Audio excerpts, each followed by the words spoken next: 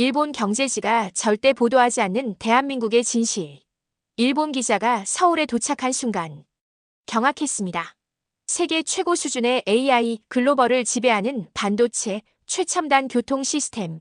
그리고 1895년 일본이 한국에서 벌인 사건을 지금 처음 알았습니다. 일본 기자가 인정할 수밖에 없었던 대한민국의 강한 힘, 일본 언론에서는 절대 볼 수 없었던 대한민국의 살아있는 진짜 모습을 지금 공개합니다.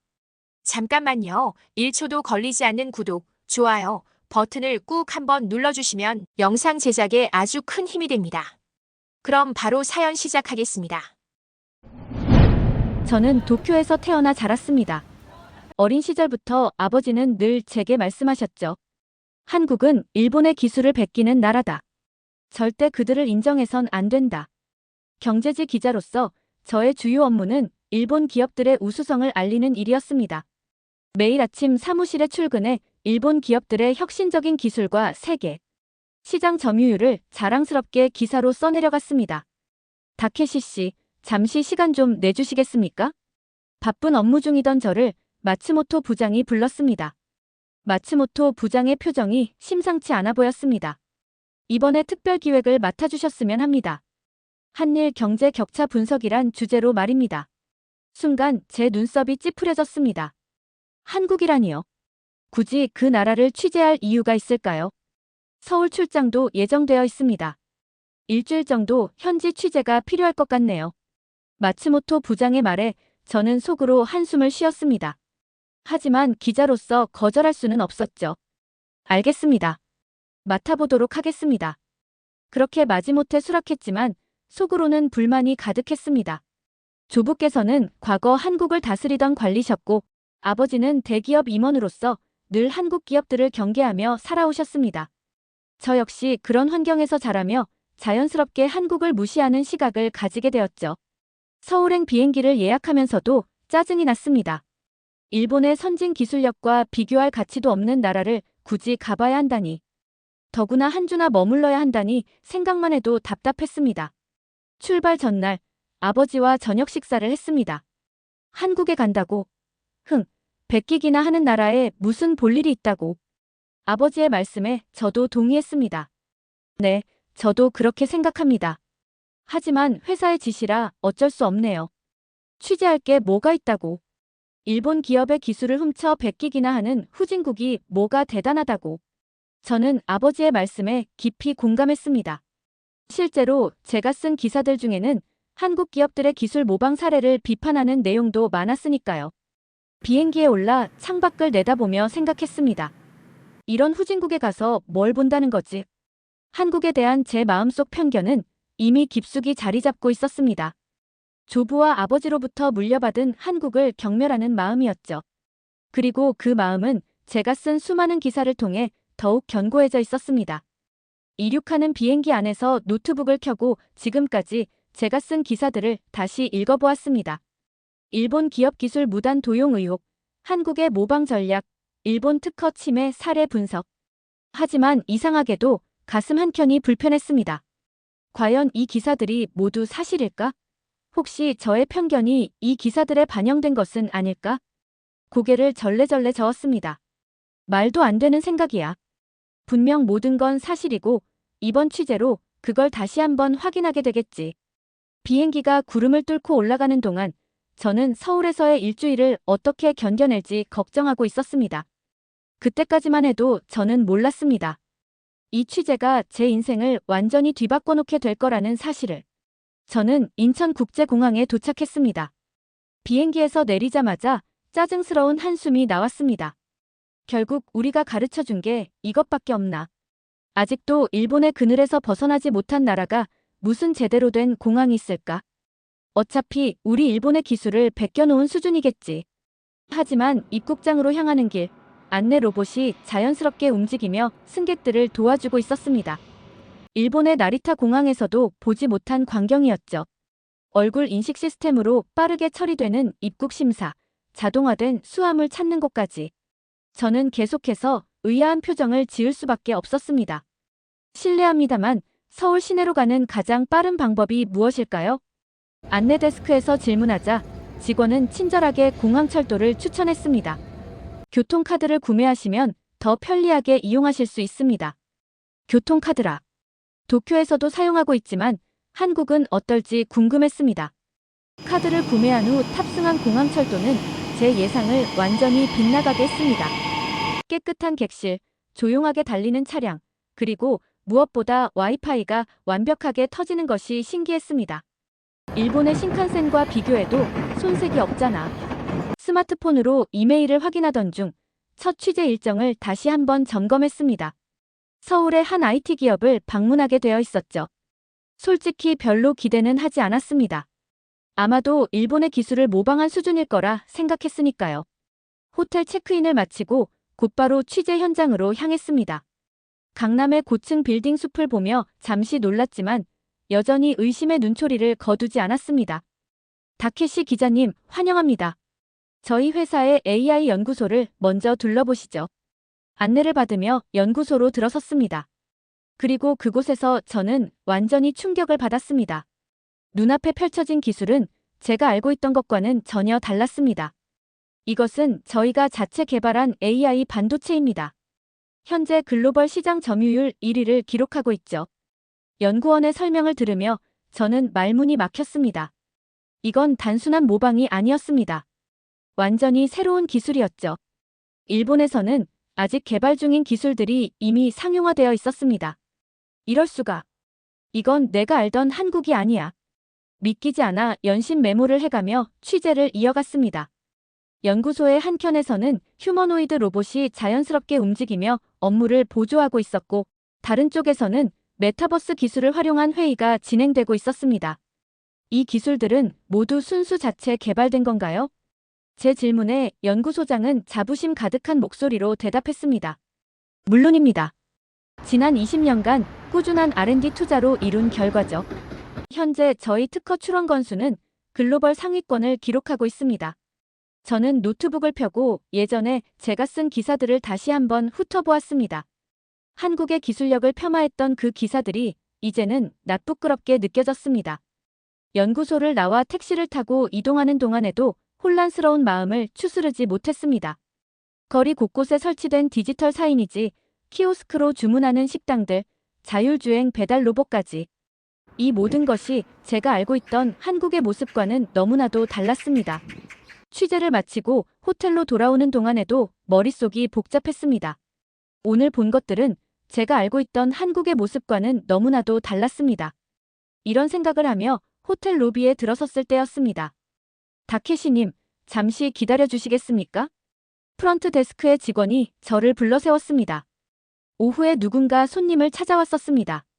이 봉투를 전해달라고 하셨어요. 저는 의아한 표정으로 봉투를 받아들었습니다. 제가 아는 사람이라고는 오늘 취재했던 IT 기업의 관계자들 뿐인데 그들은 제 호텔을 알 리가 없었습니다. 엘리베이터를 타고 객실로 향하면서 봉투를 이리저리 살펴보았습니다. 겉면에는 아무런 표시도 없었지만 봉투 자체가 고급스러운 한지 재질이었습니다. 객실 문을 열고 들어서자마자 저는 침대에 앉아 봉투를 뜯었습니다. 안에는 2장의 종이가 들어있었습니다. 한 장에는 한글로 뭔가가 적혀 있었고 다른 한 장에는 일본어로 번역된 문장이 있었습니다. 당신이 찾고 있는 진실은 경복궁 안에 있습니다. 내일 오후 3시 수문장 교대식이 끝나는 순간 한 사람을 만나세요. 저도 모르게 등줄기가 서늘해졌습니다. 제가 진실을 찾고 있다니 이게 무슨 의미일까요? 더구나 경복궁이라니. 그곳은 일제강점기 때 조선 총독부가 있던 자리 바로 앞이었습니다. 창밖으로 눈을 돌리니 서울의 야경이 펼쳐져 있었습니다. 눈부신 네온사인과 반짝이는 빌딩들 사이로 어둠에 잠긴 경복궁의 기와지붕이 희미하게 보였습니다. 이건 분명 함정일 거야. 저는 편지를 구겨 쓰레기통에 던져버렸습니다. 하지만 왠지 모를 불안감이 가시질 않았습니다. 노트북을 켜고 내일의 취재 일정을 다시 확인했습니다. 오전에는 반도체 공장 방문이 예정되어 있었고 오후는 비어 있었습니다. 쓰레기통에 버린 편지가 자꾸만 신경 쓰였습니다. 결국 다시 주워들고 펴보았습니다. 깔끔한 일본어로 번역된 문장들이 이상하게 눈에 들어왔습니다. 도대체 누가 보낸 걸까? 휴대폰을 꺼내 경복궁을 검색해 보았습니다. 조선의 법궁이었던 이곳은 지금도 서울 한복판에 당당히 서 있었습니다. 사진들을 넘겨보다가 수문장 교대식 영상을 발견했습니다. 화려한 전통 의상을 입은 수문장들의 의식이 웅장해 보였습니다. 혹시 정말 가봐야 하나? 머릿속에서는 계속해서 상반된 생각들이 충돌했습니다. 분명 위험할 수도 있습니다. 하지만 오늘 하루 동안 제가 보고 느낀 것들은 제 고정관념을 완전히 뒤흔들어 놓았습니다. 이 편지 속에 담긴 진실이란 게 무엇일까요? 저는 침대에 누워 계속해서 고민했습니다. 창밖으로 보이는 서울의 밤하늘에는 별이 보이지 않았지만 그 어둠 속에서 뭔가가 저를 부르고 있는 것 같았습니다. 결국 저는 휴대폰으로 경복궁까지 가는 길을 검색해 보았습니다. 지하철 3호선을 타고 가면 금방 도착할 수 있다고 합니다. 내일 오후의 일정을 수정하기로 마음먹었습니다. 다음 날 오후, 저는 경복궁 정문인 광화문 앞에 서 있었습니다. 웅장한 성문이 저를 내려다보는 것 같아 왠지 모를 압박감이 느껴졌습니다. 매표소에서 입장권을 구매하는데 한 안내판이 눈에 띄었습니다. 무료 가이드 투어에 참여하시겠습니까? 10분 후에 시작합니다. 시간이 아직 여유가 있었기에 저는 가이드 투어에 참여하기로 했습니다. 어차피 이왕 온 거 이곳의 역사도 좀 알아보면 좋겠다고 생각했죠. 경복궁은 1395년 태조 이성계가 창건한 조선의 법궁입니다. 가이드의 설명이 시작되었습니다. 화려한 단청과 정교한 목조 건축을 보며 걷다 보니 제 마음속에서 뭔가가 조금씩 흔들리기 시작했습니다. 이런 문화와 기술이 조선시대부터 있었다니. 이제 근정전으로 이동하겠습니다.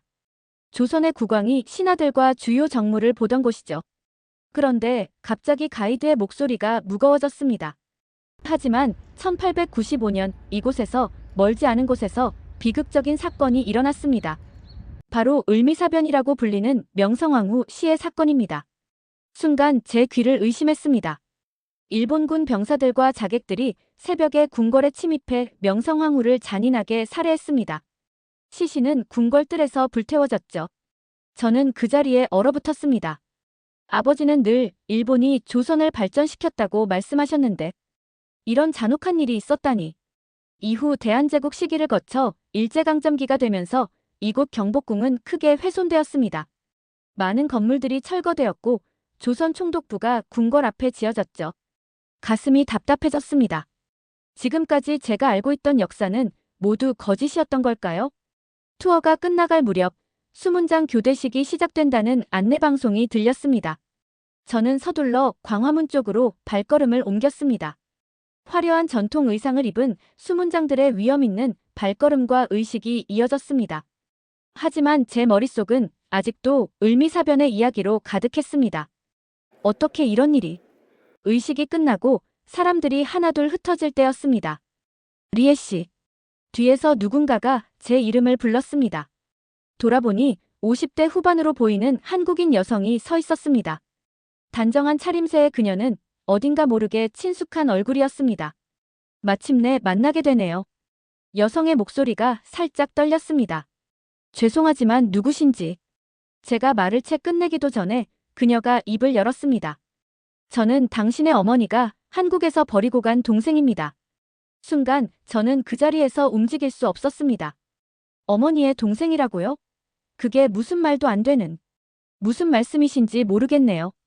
제 어머니는 순수 일본인이시고 동생 같은 건. 사진을 보여드리죠.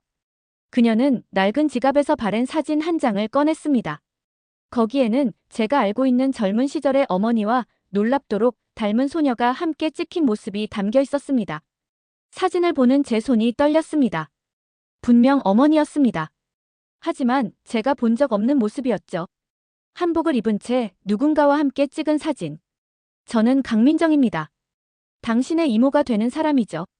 경복궁의 화려한 전각을 배경으로 저는 처음 듣는 이야기에 귀를 기울였습니다. 언니, 아니 당신의 어머니는 1970년대 초반 일본으로 유학을 떠났어요. 그때 저는 겨우 8살이었죠. 강민정은 천천히 과거를 되짚어갔습니다. 언니는 도쿄대학교에서 공부하던 중 다케시 씨의 아버지를 만났어요. 그리고 그녀의 목소리가 잠시 흔들렸습니다. 결혼을 결심했죠. 하지만 당시 다케시 씨의 할아버지는 한국인과의 결혼을 완강히 반대하셨다고 해요. 그래서 언니는 자신의 모든 과거를 지우기로 했습니다. 저는 충격에 휩싸였습니다. 제가 알고 있던 어머니는 교토 출신의 순수 일본인이었습니다. 저는 어머니의 고향에 가본 적도 있었죠. 거짓말이겠죠? 어머니는 분명 이 사진 속 한복을 입은 소녀가 바로 당신의 어머니예요. 이름은 김영희였죠. 김영희. 처음 듣는 이름이었습니다. 하지만 사진 속 소녀의 모습은 분명 제가 알고 있는 어머니가 맞았습니다. 어머니는 일본으로 귀화하면서 모든 걸 버리셨다는 건가요?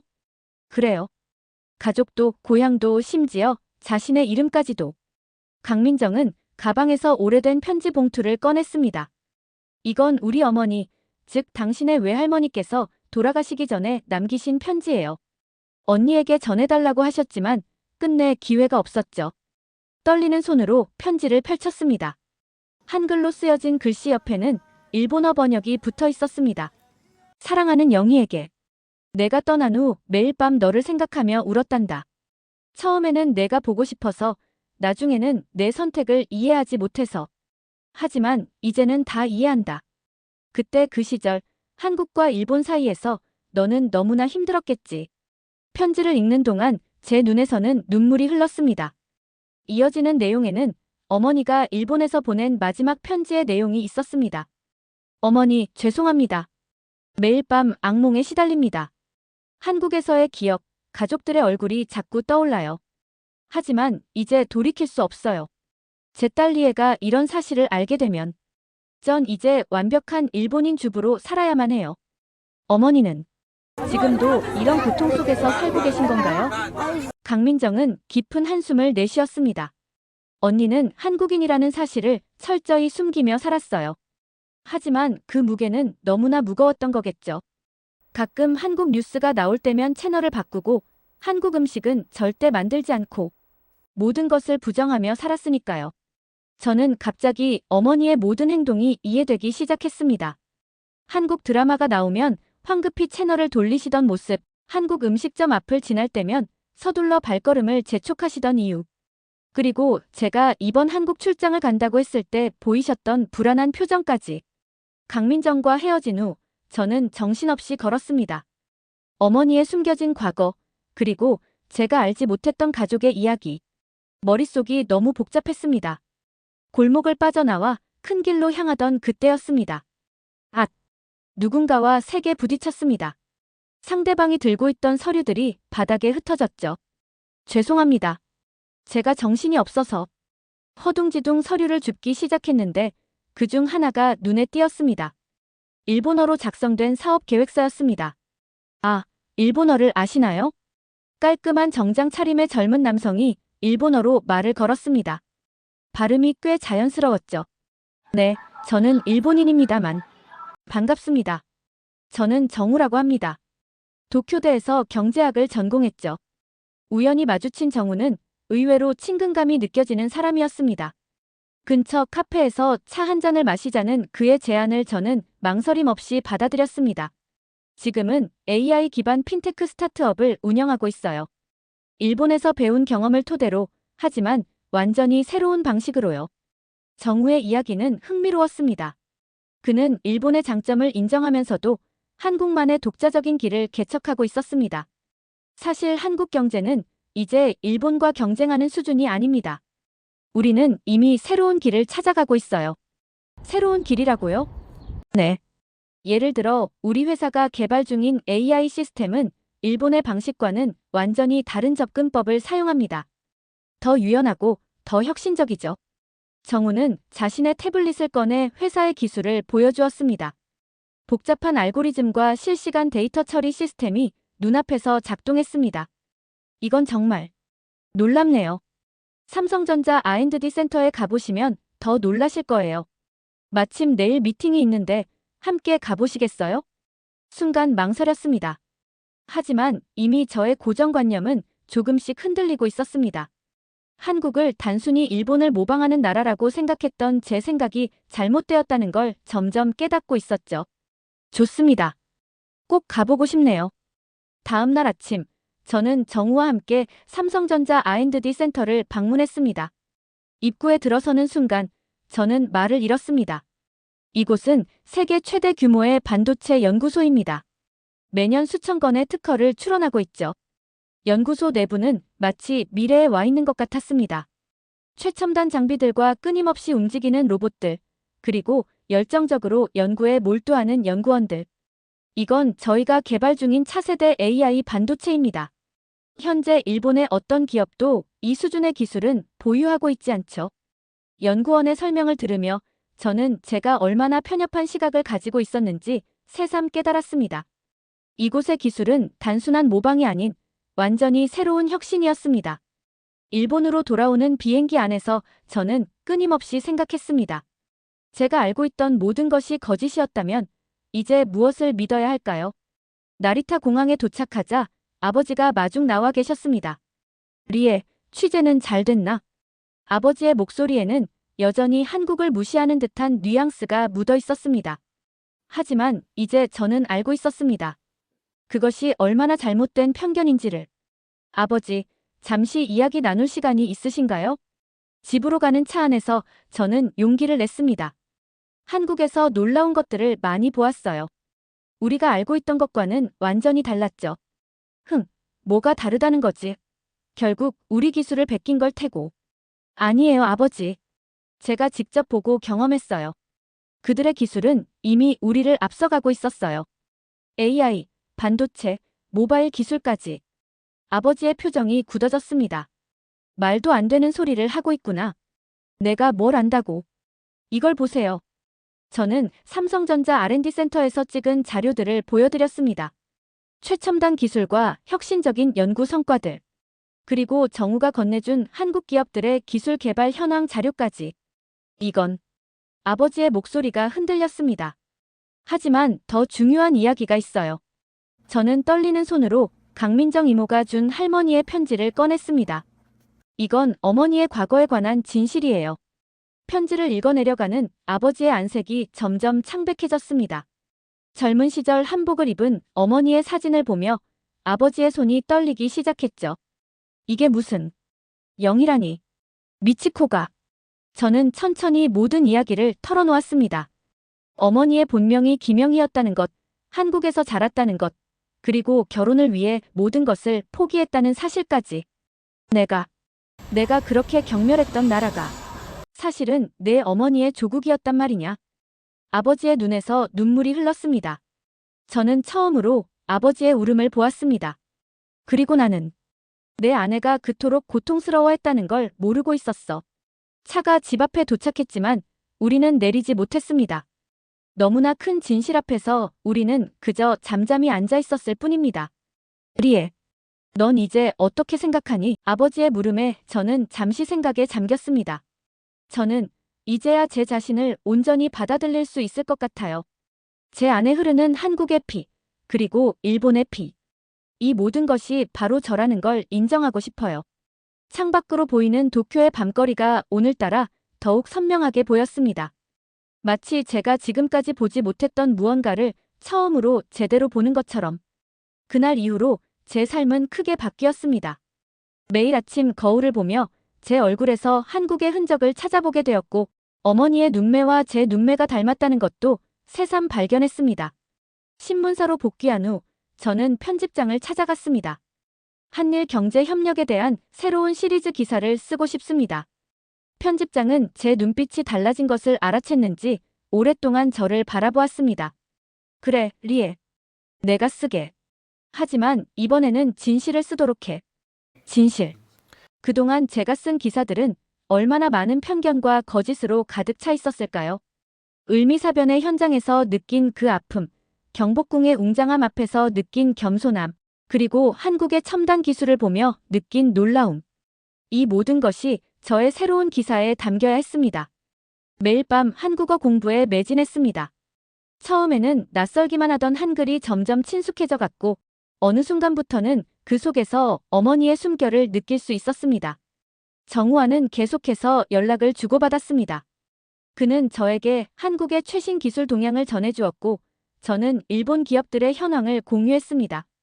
우리는 함께 한일 기술 협력 프로젝트를 기획하기 시작했죠. 리에 씨, 우리가 가진 기술력을 합친다면 세계 시장에서 더 큰 성과를 낼 수 있을 거예요. 정우의 말에 깊이 공감했습니다. 경쟁이 아닌 협력, 그것이 바로 미래의 길이었습니다. 6개월 후, 저는 다시 한국을 찾았습니다. 이번에는 완전히 다른 마음가짐으로요. 인천공항에 도착했을 때, 이제는 그 최첨단 시설이 자랑스럽게 느껴졌습니다. 강민정 이모가 공항으로 마중 나와 있었습니다. 리에야, 많이 달라졌구나. 네, 이모. 이제는 제가 진짜 제 모습을 찾은 것 같아요. 우리는 함께 경복궁으로 향했습니다.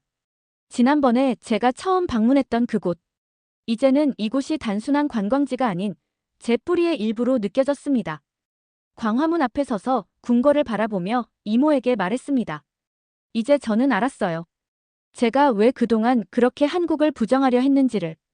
그건 바로 제 안에 있는 한국인의 정체성을 부정하려 했기 때문이었죠. 눈시울이 붉어졌습니다. 하지만 이제는 달라요. 나는 한국인이자 일본인입니다. 그리고 이 사실이 자랑스러워요. 넓은 광장에 서서 우리는 잠시 말없이 서 있었습니다. 바람이 불어오자 궁궐의 단청이 햇빛에 반짝였습니다. 앞으로 저는 두 나라를 이어주는 다리가 되고 싶어요.